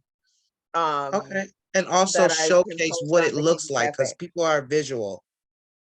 Right. And like I've had a few reviews and stuff that I need to like organize and like put somewhere. I just purchased I finally purchased a website, a domain for the Kinky Cafe's website. Finally did it. So Can I interrupt here? Because I want to point out a couple of things. mhm. One, and I hope everybody was listening to the cues, because the first thing I heard is that a potential target customer is telling you that they don't understand your messaging. The second thing I heard is you just said, I don't want to be in the catering, people get into the catering and the events, and I really want to be about this, creating the safe space. But the minute she says, well, we need the cook, he's like, I'm a personal chef. I do these cooking things and I'm cooking and I got more chefs that can cook. You have to really get close and really decide where you want to be and really focus your messaging, your web presence, your social media around what it is you really want the Kinky Cafe to be. Right. Sorry, my son just walked in and is talking to me over here. Yes, I understand. Mhm. I just automatically like went straight back to it. I know. I know. I'm just She's so used to like, saying she I've does. been in the culinary industry for like what 12, 13 years or something like that. So like I'm just used to, as soon as somebody's like, I need a chef, I'm like, I am a chef. How about it? No. Right. And again, you don't have to let go of the catering. You don't have to let go of the cooking. You make that the differentiator within your business of creating safe spaces. Mhm. You use that.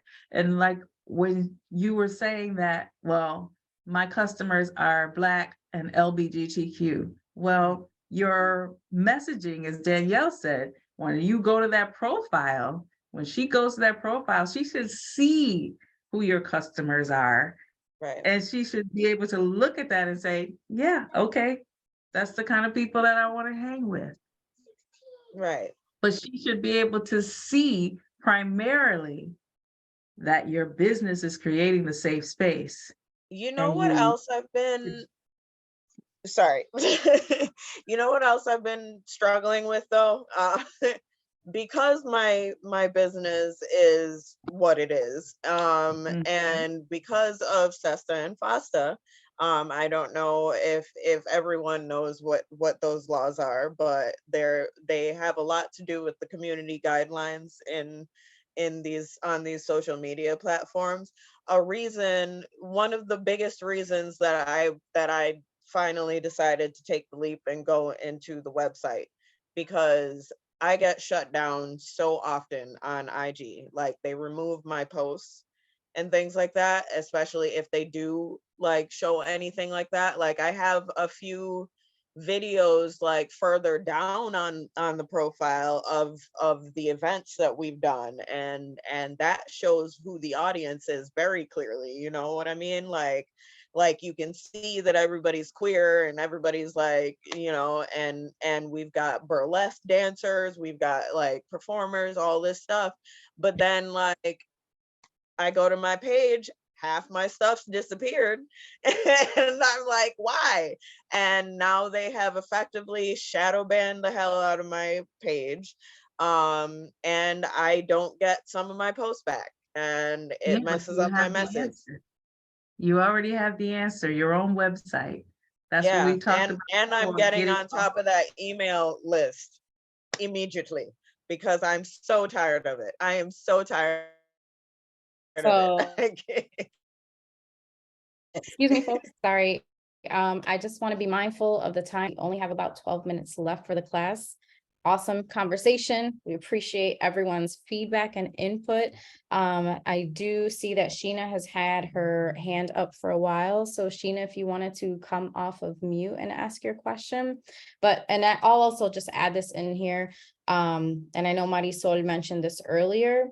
Some of, these questions and just the conversation, just remember that obviously we only have a certain time allotted for Tuesday's class, but Thursday is a really good opportunity, to kind of come into those Zoom calls with Kim and get a little bit more in depth into your particular situation.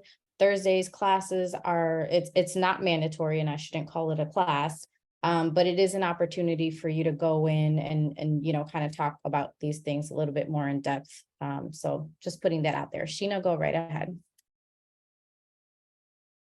Happy Tuesday, everyone. So just really quickly, I have been trying to dig in on this target audience. So I figured the pain, thinking about my own situation, for my target audience would be unsuccessful in dating, right? And so what my company would essentially be doing in 10 words or less, just trying it out, we educate women on how to date with intention and confidence. And then I came up with the benefits would be teaching effective communication, accountability, emotional intelligence, and educating on how to love from the inside out. So my question is, Can I challenge you a little bit before that? I know we don't have a lot of time.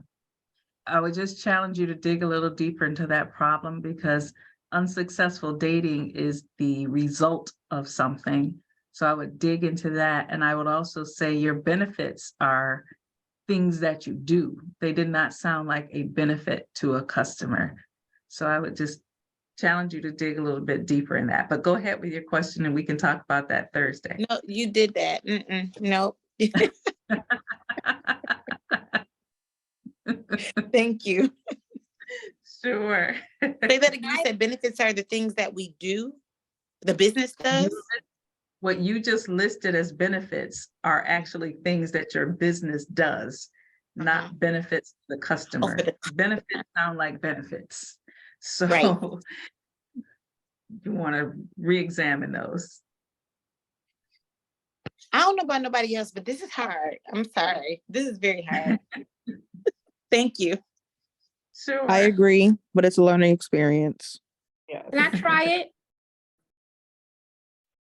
Can I try that 10 words or less thing real quick? Well, that's going to be, I would say, practice it and try it out for Thursday. We Sure are down 9 minutes, but thank you for being overzealous. I like the commitment to being ready to put it on there. All right, so we're going to blow through these. Just this here is just showing you that you are a target customer. And if you try to think about the products and the services that you use on a regular basis, think about what makes you a target for them, and think about how they show you and tell you that you're a target customer for them, because it is the same. I'm going to say this more than once. Our business is no different than those big businesses. The things they do are the things we should be doing. So listen to how they talk to us and talk to your customers the same way. Problems sound like problems. Benefits sound like benefits. And then this is a great exercise for everybody to do, both for their business, their brand personality, and then also for their target customer. When you see these collections of clothes, you get an idea of the person who would wear that. You get an idea of their lifestyle, their income. So when you look at this profile, between 30, 35, college graduate, works in finance, 2 small children, that's demographic information that you can easily find out. Drives a BMW, to travel out of the country, sits on boards. That's more getting into the psychographic data. The donate to Children's Hospital, owns rescue dogs. So when you put all of that together into a profile, you can get a picture of what that person looks like. And that's what you want to do. You can create one of these on your own. I've created one for my own business. I've created one for a previous business I had. But when you get that picture, it really starts to really make it real of who this person is. And I'm going to get to this last one. Once you do that, you create this buyer persona. And I can give you this blank worksheet. But when you have that image in your head, I don't know this guy. This is just a Google image that I pulled up, but he seemed like someone that would fit my buyer profile. I've created a narrative about him, a history on who he is. This is really the psychographic data. Who is he? What makes him tick? What are his motivations? Here is where you're going to get your demographic information. What age is he? What is he married? Does he have kids? How much does he make? Then over here, you're going to have more of those motivations. Here's where you're really going to get to the pain of who he is. And then this is why he might do business with me, because of who he is here. These motivations, goals, interests. With this profile, I'll have an idea of how to talk to him. I'll have an idea of what words I need to say to get his attention. I'll have an idea of where I need to say those words to get his attention. And so that's when you get all of that information. And I do want to back up just one, I can't remember where I had it here. Maybe it's at the end. But I want to tell you, both in Rochester and Buffalo, the library has a database where you can get a lot of this information. I would highly recommend you, and also as a resident of New York State, you are also able to get a library card for the New York Public Library in New York City.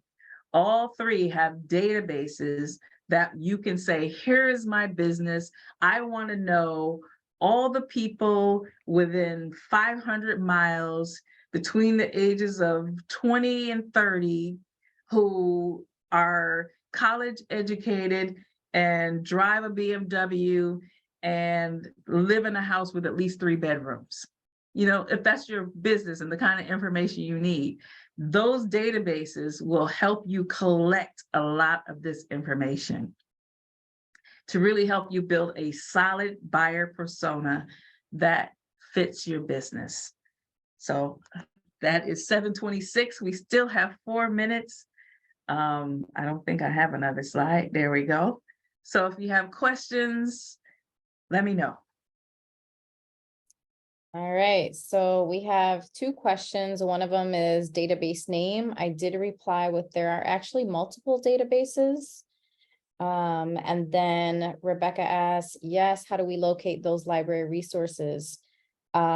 Just go to your local library. If you do not have a library card, you can sign up for one right then and there. As long as I think you just need to bring in like a bill or something with your name on it to show that like you live at that particular address, which is within the library. But then you can ask them, and a librarian can basically set you up right then and there to figure out how to actually locate all of the resources. Kim, did I miss anything? No, there's in Rochester, though, Jennifer Burns, I think, is in charge of the 4th floor. That's the whole entrepreneurial section up there, and she can help you with that database and the searching. And I wish I had that lady's name in Buffalo. There is a specific lady who, oh, did she? Yeah, I know exactly who you're talking about. Well, good for her. Yeah. But yes, there's a specific person though that will help you, and it's really in the entrepreneurial area. The New York Public Library is totally online. You go to the website for the New York Public Library, and then you do all of those database searches online. Okay, so that technically answers Daddy Doyen's question. I know at least here in Buffalo, the library downtown, at that time, which was prior to the pandemic, I believe you had to be in the library to access some of these databases. Not all of them were able to be accessed outside of the library. Things may have changed though at this point because of the pandemic and such. So just call your local library and ask them, and they'll let you know what you can access online and what you have to be in the particular building to access. Anybody else? And I'm sorry, Kim, go ahead. I would just say that sometimes if you let them know what your business is and the information that you're looking for, they will run the report and send you the report. So if you can't get into the library to actually run it, they will run it for you. You can email it, but you have to be pretty specific about what it is you're looking for.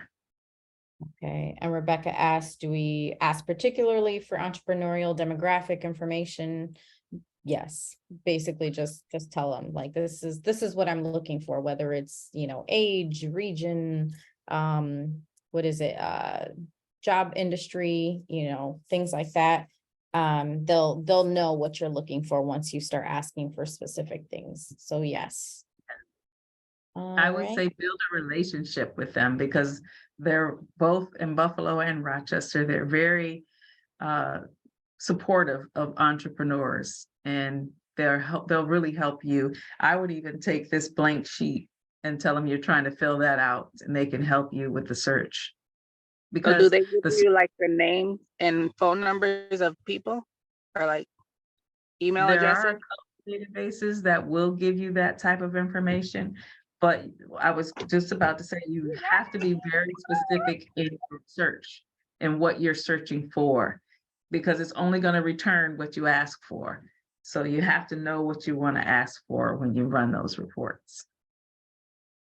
All right, Laurencia says, where is the blank sheet?